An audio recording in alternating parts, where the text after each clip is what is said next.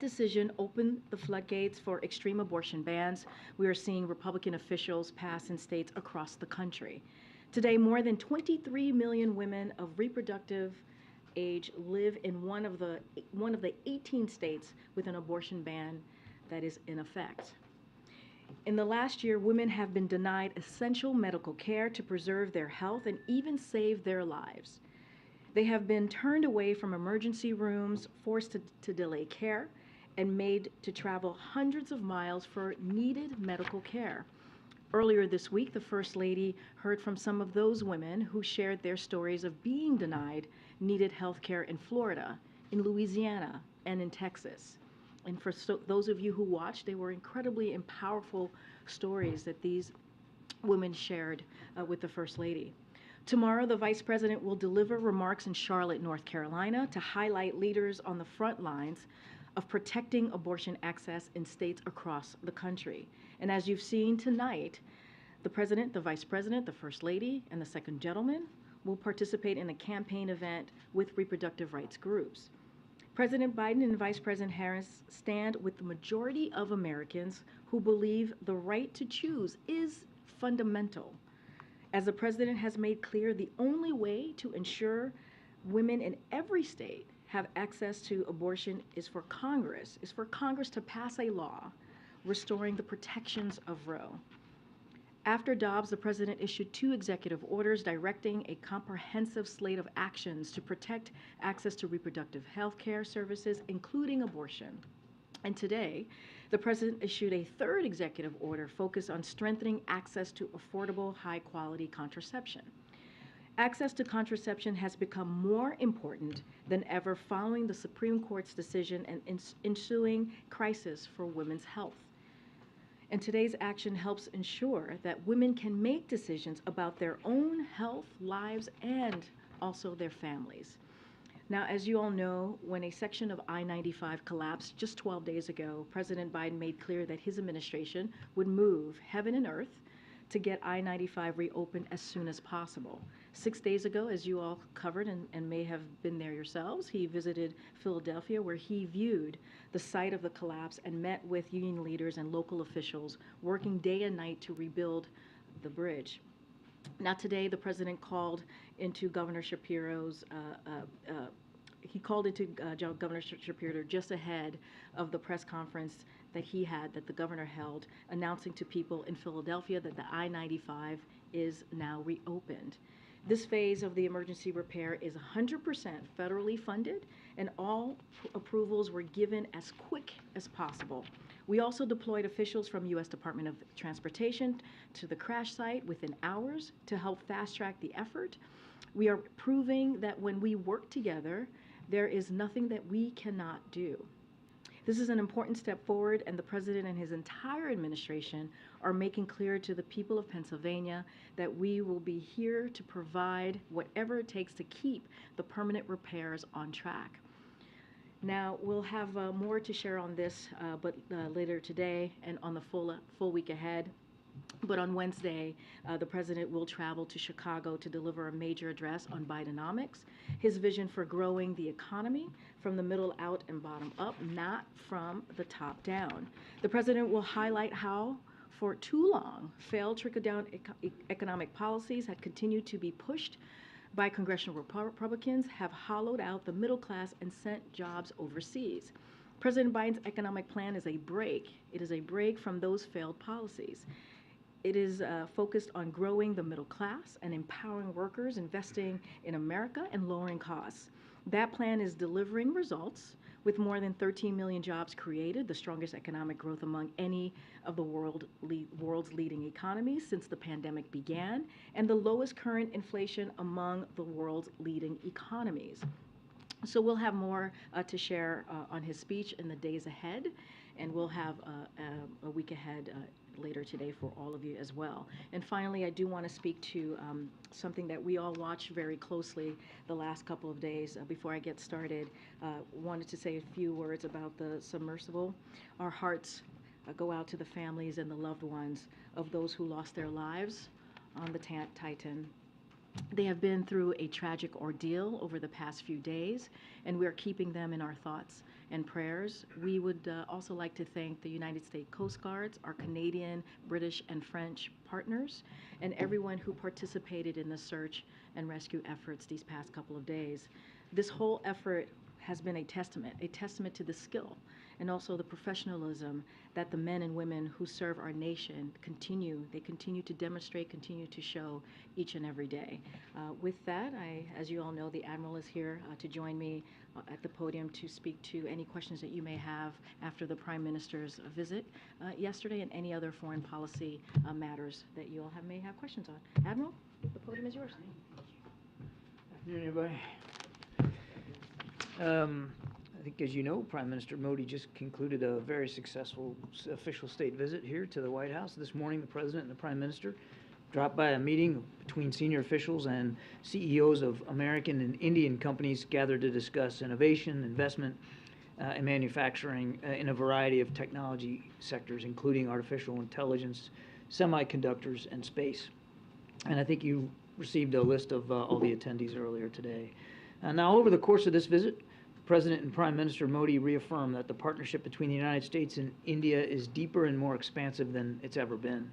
And when we think about the future, not only of this relationship, but of the critical emerging technology, countering climate change, global health, energy security, food security, there's just simply no partner that's going to be more consequential to helping solve those problems than India, and that's exactly what President Biden made clear during this visit.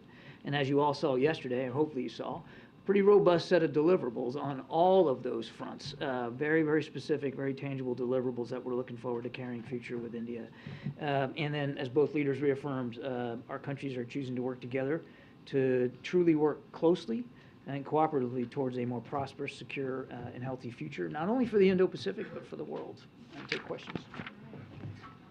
Thanks, John. A couple questions. You mentioned, we saw yesterday the President and the Prime Minister held a one-on-one in the East Room instead of the usual two-and-two. Can you speak a little bit to the conversations, the negotiations that went on in advance of that? It's obviously unusual for the Indian Prime Minister to have a press conference, but for it not to be at the U.S. standard of two, why did the President and why did the White House not push for it to be two questions to each leader? Yeah, I'm not going to get into the sausage making on this. I mean, we had good discussions with the Indians as we were preparing for this visit. We felt it was important for President Biden, certainly for both leaders, to be able to talk to you guys, read out their discussions, and take some questions. And we're glad that Prime Minister Modi and his team felt the same way. And then secondly, Jake's travels this weekend, particularly his meetings with the BRICS minus Russia and China officials from Brazil, India, and South Africa. Do you have any preview of what to expect from those conversations? I don't have travel to really read out or talk to today. I would just tell you that Jake especially, but all of us here on the national security team work closely with the Ukrainians almost every day, whether it's talking to them about security assistance or whether it's talking to them about this idea of a just peace and the principles behind that and how you get that. And those conversations are ongoing, and we'll continue to conduct them, not only with the Ukrainians, but with allies and partners alike. Hey, John, China's complaining that the president's description of Xi as a dictator is a provocation. Could you walk us through the president's thinking on this comment? Well, the president, I think, walked you through that himself yesterday, Steve. We're not bashful about speaking plainly about some of the concerns and issues that we have with the PRC and with the challenges that they propose. And the president is very forthright in the way he addresses those challenges and the complicated nature of this relationship. But it is an important relationship, and you heard the president talk about that yesterday as well. It's one of the most consequential bilateral relationships in the world today and likely will be going forward. And that's why it was important to see Secretary Blinken make that trip to Beijing. That's why we're in discussions with the PRC about potential follow-on visits by cabinet officials. We'll see where that goes. But more critically, that's why we want to make sure we can keep the lines of communication open. And as the president said, he has every expectation that we'll be able to do that. And you see India as a counterweight to China? This state visit wasn't about China. And look, India has challenges with China as well. Right on their doorstep, but also more broadly in the region. And clearly, the challenges presented by the PRC to both our nations were on the agenda yesterday, no question about that. But this wasn't about leveraging India to be some sort of counterweight. India is a sovereign, independent state. They have their own foreign policy that they have to manage, and they live in a tough neighborhood. They are becoming an increasing exporter of security, which we welcome. And you could see a lot of that, our desire to improve the defense cooperation on hand yesterday in some of the deliverables, whether it's co-production of jet engines, whether it's their purchase of MQ-9 drones. There's a lot we can do in the security front together, and that's really what we're focused on. Thank you. So, John, just to follow up, you're saying that the U.S. does not view India as having any role in its overall competition against China. I didn't say that. I said that we're not viewing India as a counterweight to China, and we weren't approaching the state visit as some sort of messaging opportunity to China. It was about sending a message to the American people and the Indian people about how important this bilateral relationship is, quite frankly, to people around the world. India has challenges with China on their own, and they address those challenges largely on their own. Now, I will add that they are a member of the Indo-Pacific Quad and have been a terrific contributor through that multilateral forum. It's not a formal alliance. It's not, it's not a military organization, but they have legitimate concerns in the Indo-Pacific that they're addressing through their own vehicles as appropriate. And just to follow up on Steve's question, the president was so confident in saying that his dictator remark had no impact and no real consequence on the work that the U.S. and China continue to do to try to find, a place of compromise and competition. China's reacting differently, so why is the president saying so confidently that his remark had no real consequence? Because he believes it. And we're still in communication with the PRC about moving this relationship forward. That's what we're focused on. And every indication that we're getting is that that's what the PRC wants to focus on as well. Okay, thank you. Thank you. Hi, John. The UN is saying that the violence in the West Bank might get out of hand, and the Israeli settlers' violence against Palestinians, including American Palestinians, as you know, in many villages in the West Bank, their houses have been burned down to the ground. Your own ambassador said that we cannot stand by and watch. So what does it mean? How does the White House translate this? Well, look, we've certainly seen reports now of U.S. citizens at risk and potential victims here, actually having become victims of some of the violence, and we're actively engaging with the government of Israel about that. Several U.S. government officials visited the West Bank and met with the victims of this violence in a place called Termasaya. I hope I'm pronouncing that right. And consular officials have been providing assistance to U.S. citizens as requested. So we'll continue to stand ready to do that. Look, I'll say it again for the I don't know how many time. We condemn all acts of violence. We certainly extend our condolences to the families of those that were affected. We issue a speedy recovery for those that were injured. But the violence isn't helping reduce the tensions at all. And when you have a situation like this, leadership is really required, leadership on both sides to stop the violence and to be demonstrable in doing so, so that the tensions can be turned down. And that's what we want to see. Thank you. The Israeli National Security Minister spoke today at a settler outpost, and he urged Israeli settlers to expand their activities to be included in all of the West Bank mountains. Despite of the violence that you just talked about and the international calls to hold settlements, settlement buildings, we're still hearing this from high officials from the Israeli cabinet. Why do we still hear this, and does the White House condemn actions and calls like that? We have been clear and consistent that we do not support additional settlement activity. Our policy with respect to settlements has not changed and will not change, and we have been very consistent in communicating that directly to government officials in Israel. I can't speak to their comments or why they're saying what they're saying. That's a better question for them. I can just tell you that our policy on settlements has not changed, and there's not going to be a change to it. Thank you so much, Karine. Hi, John. So So 2 questions about the trip to Copenhagen tomorrow. Some countries that will be there, like Brazil, for example, are saying that both sides will have to concede in order to have a peace plan to work. So what does the National Security Advisor want to accomplish when he's meeting representatives of Brazil, India, South Africa, and Turkey? And does the White House believe some progress can be made during this weekend? My answer is going to be pretty much the same. I don't have any trips or travel to speak to here from Mr. Sullivan. I just tell you that we routinely have engagements of all different varieties with the Ukrainians and with our allies and partners about trying to seek a just peace and to discuss the peace principles around that. We'll continue to do that. And just one more question very quickly, if I might. So the United States and Russia have requested from Brazil the extradition of a Russian spy who is in jail there. Is the United States seeing him as a potential candidate for a prisoner swap deal to free the Wall Street Journal reporter, Evan Gershkovich? Is this being considered? I'm afraid I don't have any context for you on that at all, but just broadly speaking, what happened that you saw yesterday, Evan's appeal was denied. Not surprising, but just another example of the egregious nature of the so-called justice system in Russia. Nothing's going to change about our efforts to try to get Evan and Paul Whelan home to their families where they belong. On Taiwan and India, what does the U.S. expect India's involvement would be at this point if China were to invade Taiwan? That's up to the Indian government, Prime Minister Modi, to determine. So you can't say anything about whether anything was discussed along those lines with... As I said earlier, clearly our mutual challenges with the PRC in the Indo-Pacific was a matter of discussion.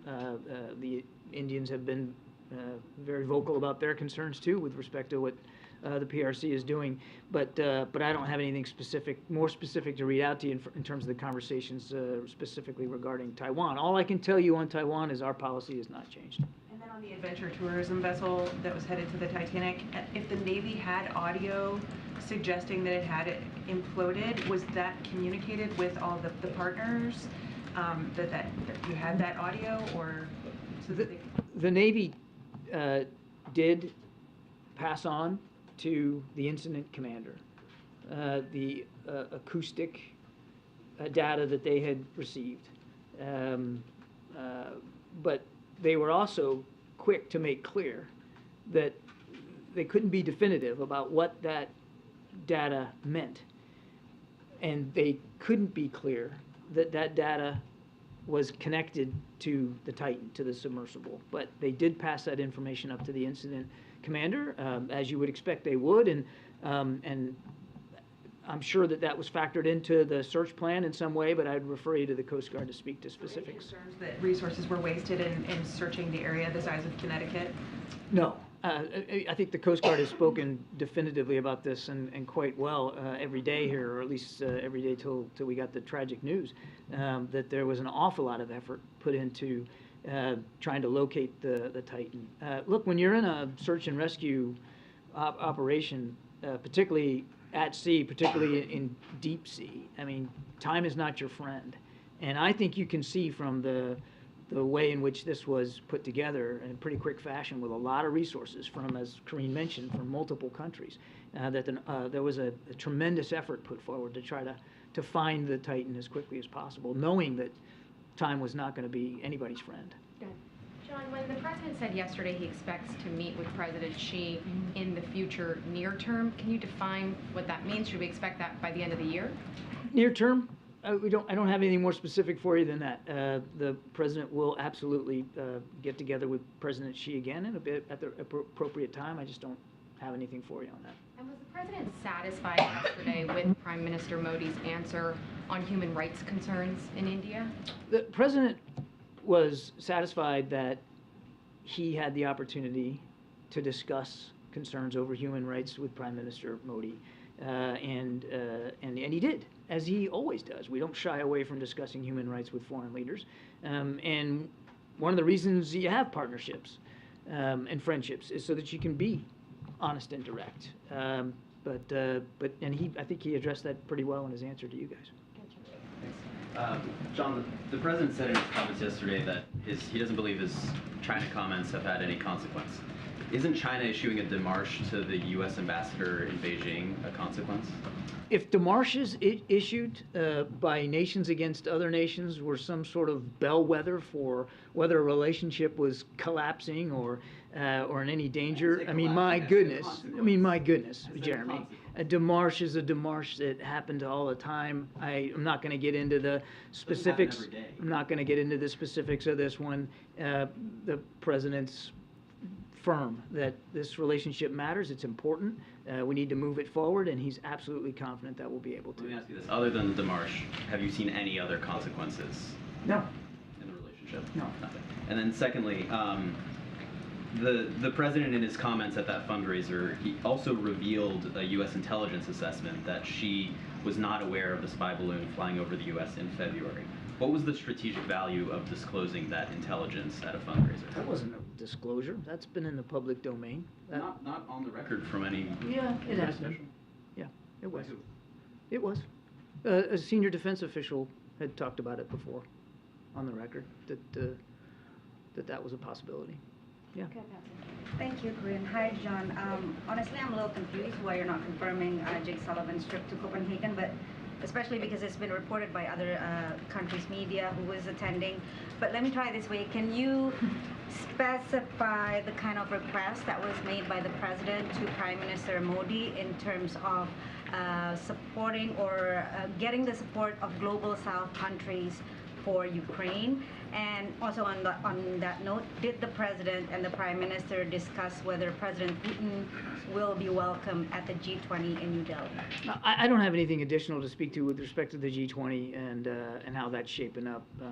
That's really for our Indian counterparts to speak to. And I'm not going to get into any greater detail on the discussions than what the two leaders talked to you guys about from the podium. And as for Jake's travel, if and when we have some travel to talk to, then by goodness, we'll talk about it. Okay, and one more question on the Zaporizhzhia nuclear power plant. There's a little bit of confusion. I think President Zelensky is saying, or was said yesterday, that Russia is plotting a terror attack on the nuclear power plant. President Putin today is urging the International Atomic Energy Agency to ensure that Ukraine does not attack the power plant. What is the administration's understanding on this? What's your assessment? And are there anything that you're doing in particular to that issue? We're continuing to monitor it closely.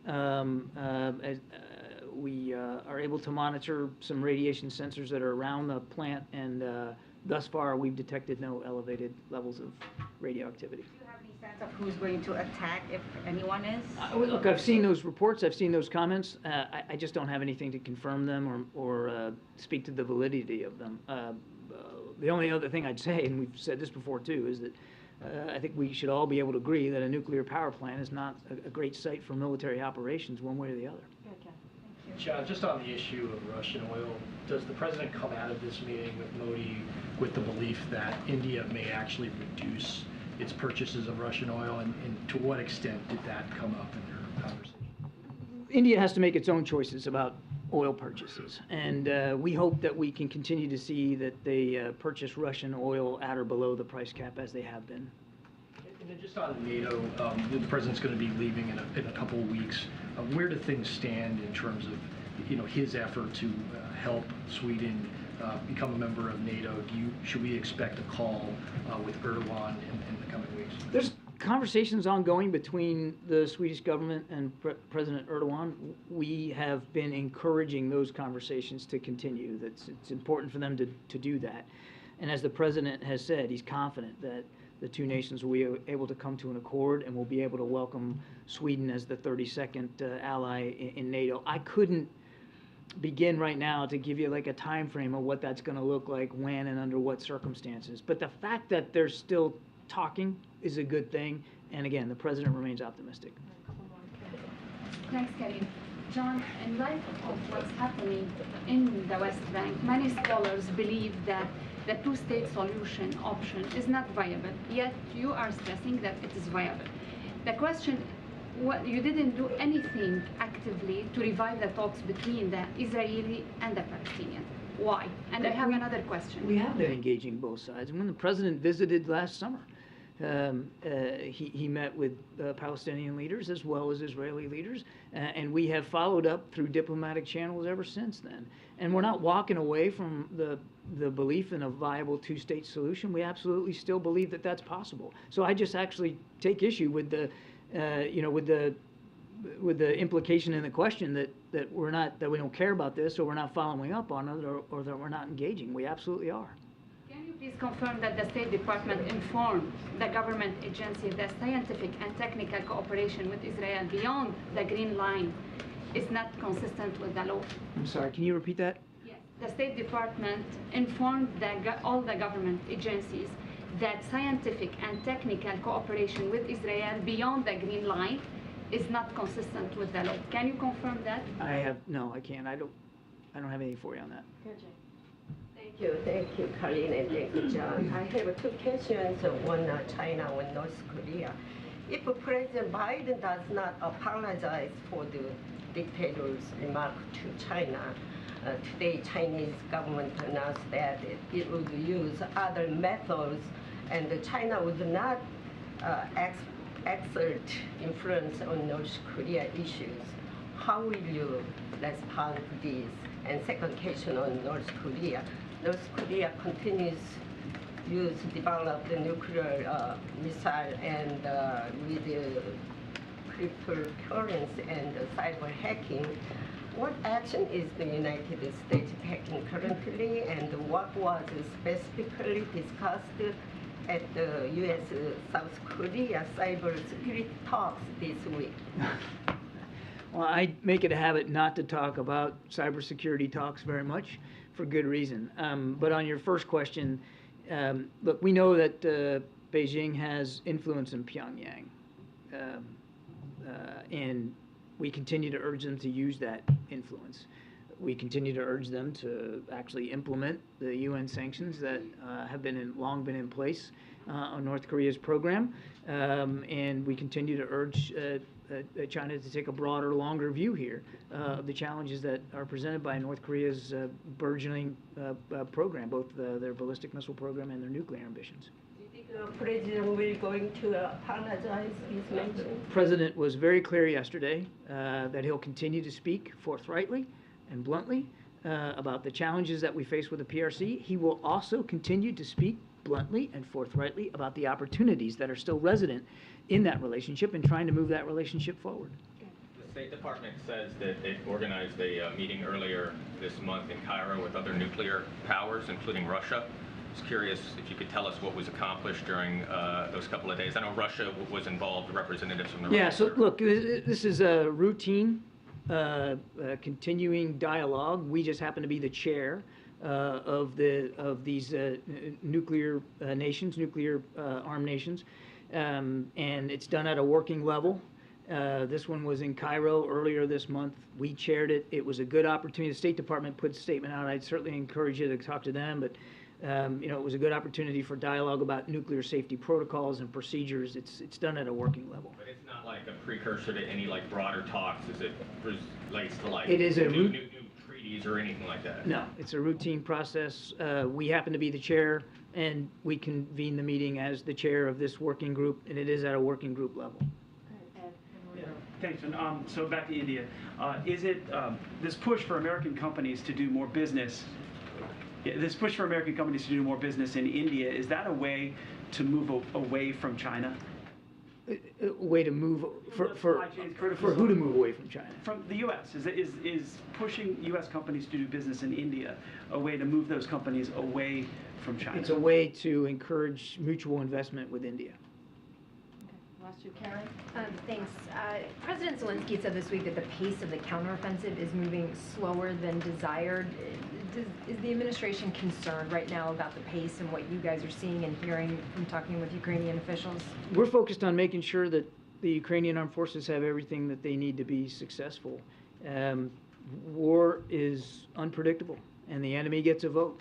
And I'm certainly not going to get up here and speak to Ukrainian offensive operations. They should be the ones to do that. But I don't think that they went into this with some sort of false sense of confidence about how tough it was going to be. It's not as if the Russians, and we talked about this many times from here, that the Russians were preparing for this, throwing bodies at the problem set, putting in additional forces, building defense lines, sometimes 3 lines deep. It's not as if the Russians weren't preparing for defense, and defense is a strong form of war. And the Ukrainians are fighting through this. I think we just all have to recognize that combat can be unpredictable, and sometimes your plans don't always go exactly the way that you expected them to, but that's what's expected when you're in combat. What we're going to focus on again is making sure that they can be ultimately successful. All right, James, and then behind you, has the last word. But James, go first. Karine, thank you as always. Admiral, thank you. The House Ways and Means Committee yesterday released documents, their authenticity nowhere challenged. That included a July 2017 WhatsApp message sent by Hunter Biden to Henry Zhao, a Chinese Communist Party official, which stated in its entirety, and I quote, "I am sitting here with my father, and we would like to understand why the commitment made has not been fulfilled. Tell the director that I would like to resolve this now before it gets out of hand, and now means tonight. And Z, if I get a call or text from anyone involved in this other than you, Zhang, or the chairman, I will make certain that between the man sitting next to me and every person he knows, and my ability to forever hold a grudge, that you will regret not following my direction. I am sitting here waiting for the call with my father," unquote. So just a couple of questions about this. First, does this not undermine the president's claim during the 2020 campaign and the reaffirmations of that claim by his 2 press secretaries since then, that he never once discussed his son's overseas business dealings with him? No, and I'm not going to comment further on this. We're good. I'm not. James, let me save you some. Let me save you some breath. If you're going to ask about this, I am not addressing. I know you do more than I'd like you to have. I am not going to address this issue from this podium. I'm just not going to do it. All right. I'm not going to do it. Where was the president on the day of that Thank you. Thanks, guys. Have a great weekend. The father's house. Okay. Zeke, you want to kick us off? Thanks, Karine. Following up on John Kirby's comments at the president's press conference yesterday, does the president continue? Will you say that Xi Jinping is a dictator? Is that the official position of the U.S. government? Look, the president spoke for himself. I'm just not going to go beyond what he said. John just spoke to it, and then feedback. It's weird hearing your voice.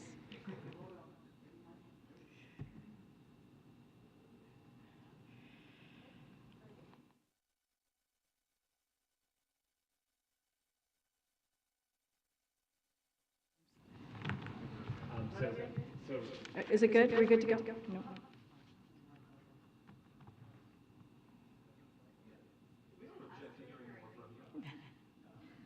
I object.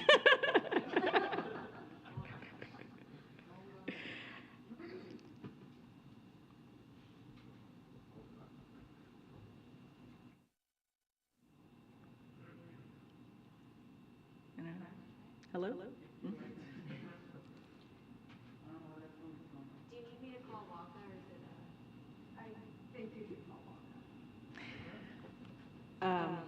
All right, I'll try my best here.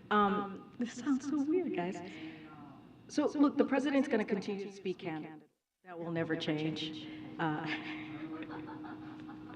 about China, as he's done the last 2 years. And he'll talk about the differences, clearly, that they have, and disagreements. That is something that the president, if you think about the president believing in diplomacy, believing in having.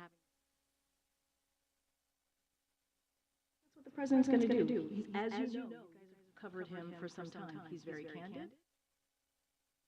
But he also believes that diplomacy is incredibly important, which is why you saw this really consequential trip that the Secretary Blinken was able to do. Just to put a finer point on that, yeah.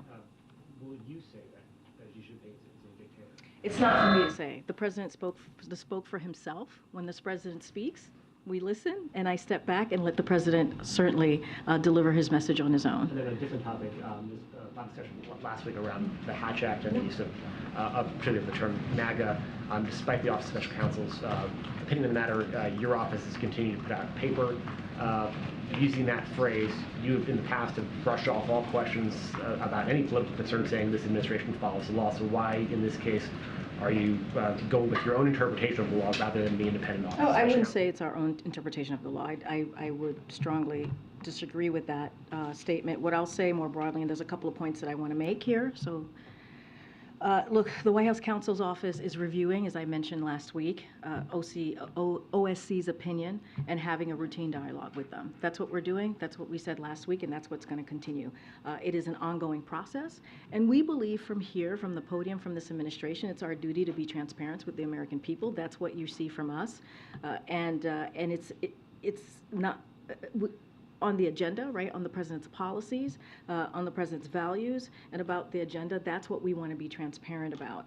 And look, just a couple of facts here. OSC has said that they view terms like Tea Party as acceptable, and this is a similar phrase, right?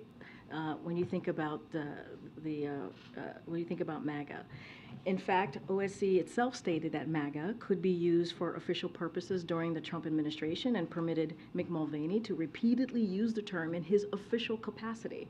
So congressional Republicans has also used the term, as I mentioned here last week when I was asked about this, the same phrase to discuss their own agendas, their own proposals, their own policies.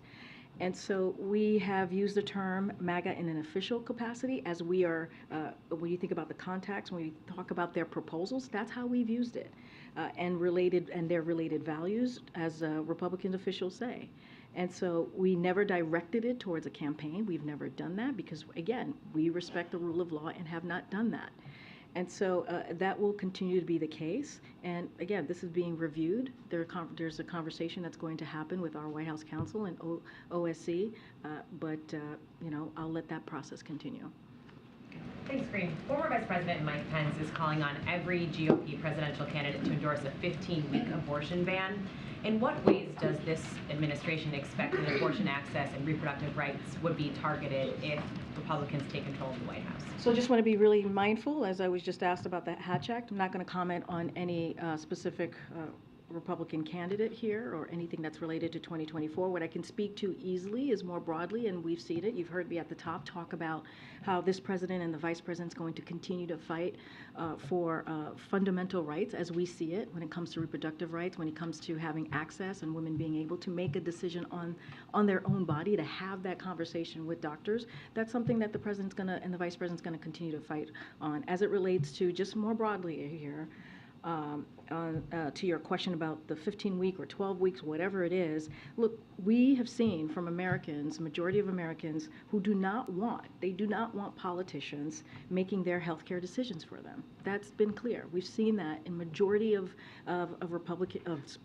Americans of every ideology, right? If you think about that. And so what we are going to continue to do, what we are committed to those Americans, the majority of Americans, all Americans across the country, is that we're going to continue to fight, and the president has been very clear, to restore the protections of Roe. And we believe that needs to happen through national legislation. How worried is the White House that Republicans in Congress or state legislatures will target contraception next?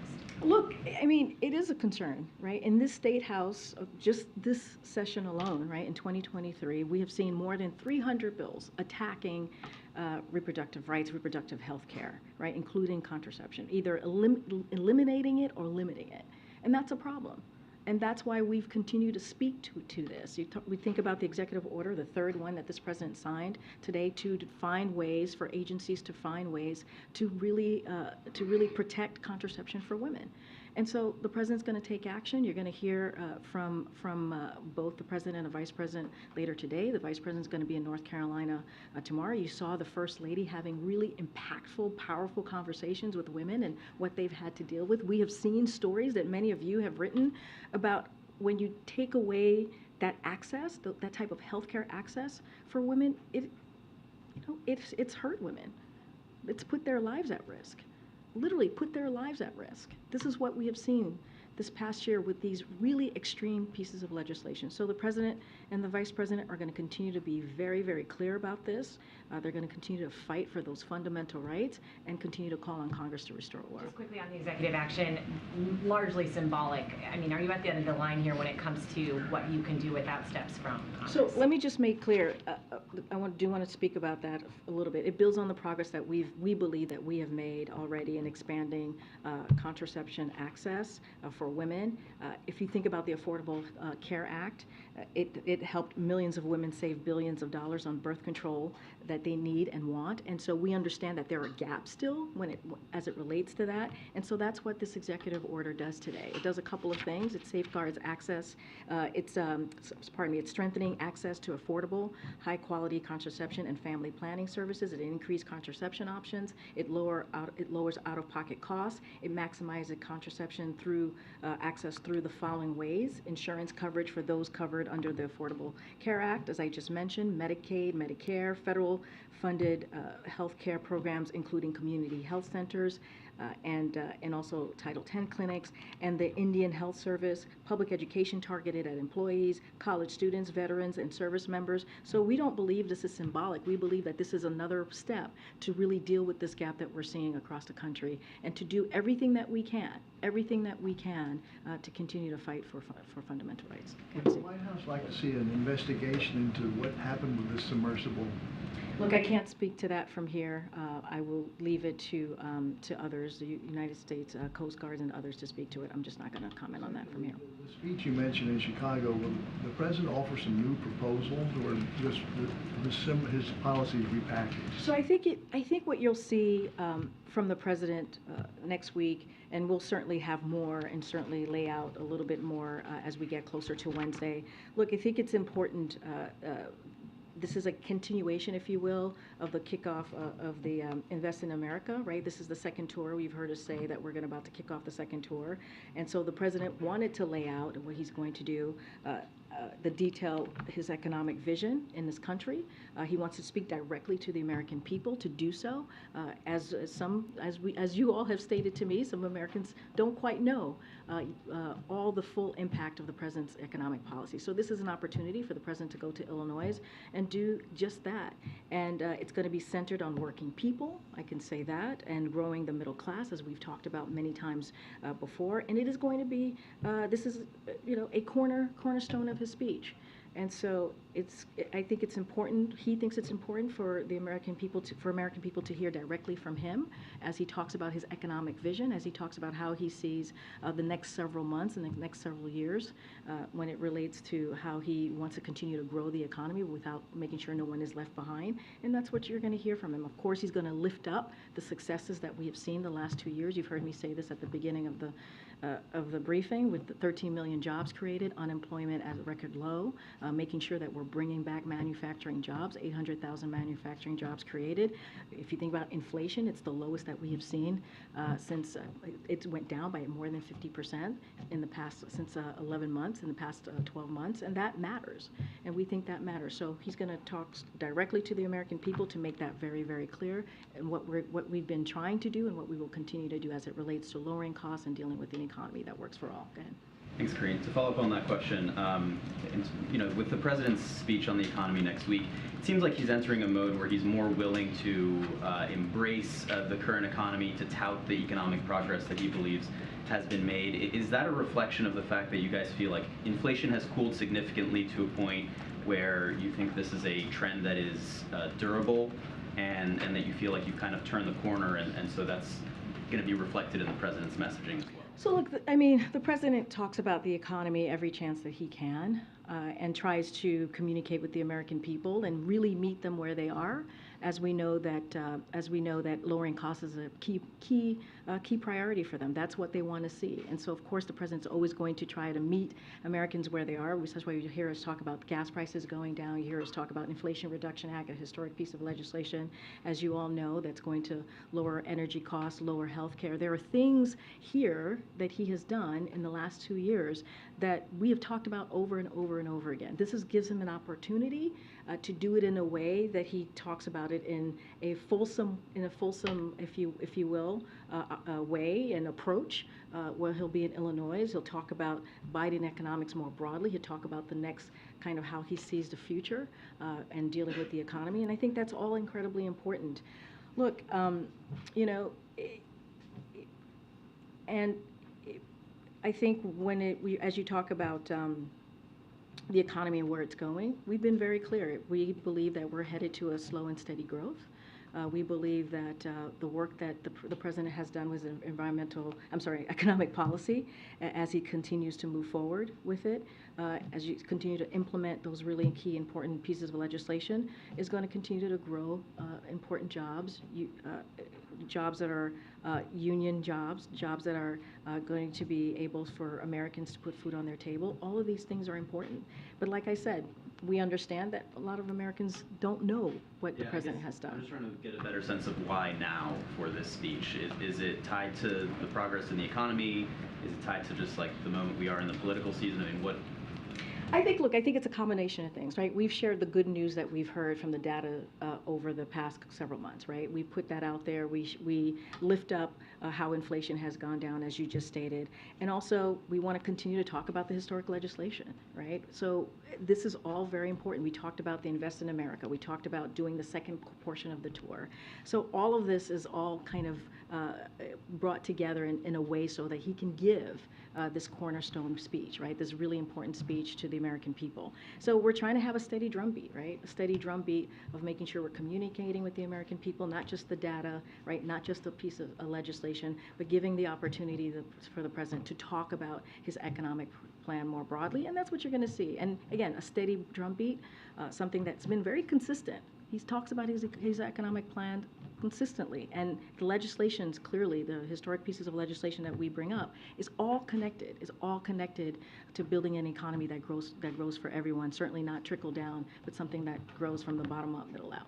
And then secondly, the president invited his son Hunter to the state dinner last night. I'm wondering if you could take us into the thinking and the decision-making of why the president decided to invite his son. I'm just not going to get into family discussion, personal family discussion.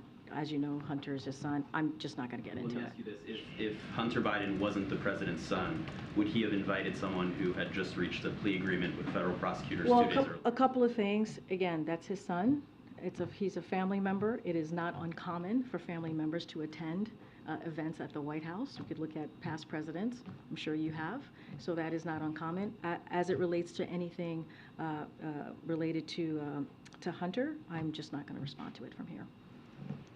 Can I follow up on that? No, I just called in somebody. Go ahead. Yeah. So Kirby wouldn't answer James's question, though. Are you going to answer the question? I mean, not a reasonable question to ask whether the President of the United States was involved, as this message seems to suggest, in some sort of coercive conversation for business dealings by his son. Is that something, if he wasn't, then maybe you should tell us. So here's the thing, and I appreciate the question. I believe my colleague at the White House Counsel has answered this question already, has dealt with this, has made it very clear.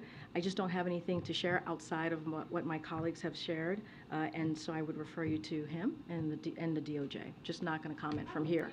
Text message.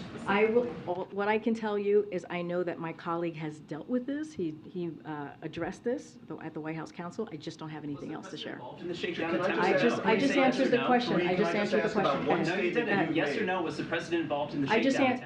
Stephen, I just answered the question. It's not up to you how I answer the question. I just answered the question by telling you my colleagues at the White House Counsel has dealt with this, and I would refer you to them. Go ahead. Can you just remind us what your colleague said from the White House Counsel so we have it from you at the podium? I would refer you to them, and they will share their statement with all of you. My question is about your statements from that podium. You've stated that the president stands by his comment from the 2020 campaign that he never once discussed his son's overseas business dealings with his son. And you stood at that podium and you reaffirmed that. Do you stand by your reaffirmation? What I will say is nothing has changed. Nothing has changed. And I will leave it there. Anything else, I will refer you to the White House Counsel. This is not a change? I just answered the question. You just asked me, does my statement change? I just told you nothing has changed. That's answering the question. Go ahead. Go ahead. The president was there 2 days Go ahead, prior. Stephen. I'm calling on your colleague right now. Go ahead. Thank you. To follow up on my colleague, is there anything that you can say with regard to this text message and what the president's son was alleging? Was the president there or not? I would refer you to my colleagues at the White House Counsel. They have addressed this, and I refer you to them. Go ahead. Karine, have you spoken to the president about this? Have you asked him whether he was there with his son on July 30th? This is not a conversation that I've had with the president. Again, I would refer you to the White House counsel. Do you plan to have that conversation with the president? No. Did the president speak with the attorney general at all I last can't. night? I cannot say if the president had had a conversation with the attorney general last night. What I can refer you to is the White House counsel's office as it relates to the allegations.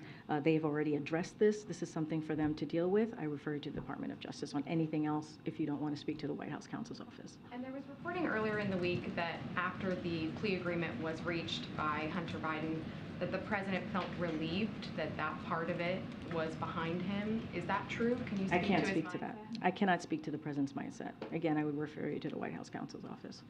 Get it. Oh, yeah, thanks. Back to India, if we could. So India is on a U.S. priority watch list with China and Russia for failing to protect intellectual property. With this push to get American businesses to move into India more and invest in India, what assurances did you get from Prime Minister Modi that India will protect intellectual property? So look, as two countries and leaders who are certainly leading in innovation and technology, the United States and India have a strong and shared interest in protecting intellectual property and a shared technology ecosystem. So protecting IP, intellectual property, along with expanding market opportunities for U.S. firms in India, welcoming major Indian investments in the United States, and diversifying our supply chains were all topics of discussion on this historic official visit. And so I'll leave it there. But again, they are both leaders in innovation and technology, so certainly they have shared interest. So on inflation, quickly, does the president still believe companies are causing inflation? So look, as you know, the president, when it comes, I just went to laid it down for Jeremy about how important it is for this president to deal with inflation. We've seen inflation go down by more than 50% in the last 12 months, and we think that's incredibly important. And so the way that we're going to continue to do the work of making sure that we lower, whether it's lowering costs for Americans at the pump, and so. But to your question, and other things, right, whether it's healthcare or energy costs. But during the pandemic, as you know, we saw profit margins increase to historic high levels, and we expect that as profit margins fall to more historically normal levels, inflation should moderate further as well. And so the president said this in his Wall Street op-ed, and I'll quote him: as supply chains continue to unsnarl, company profits margins fall from historically high levels, and rents continue to moderate, inflation should decline further, creating more breathing room for working families. So did the president confront the CEOs here today about that? I'm not going to get into conversations, private conversations that the president has had, but I just laid out how we see the future as it relates to profit margins, and I'll just leave it there. I'll take one more question. Go ahead, sir. Hey, Karine, thanks so much. I wanted to ask you if there is video of the president signing this executive order today, because we were wondering. I believe there was digital content taken from the president signing this order, and so we'll probably be releasing that. I don't have anything else from that. Thank you. Okay, great. Thanks, everybody. The Attorney General committed perjury by testifying to Congress that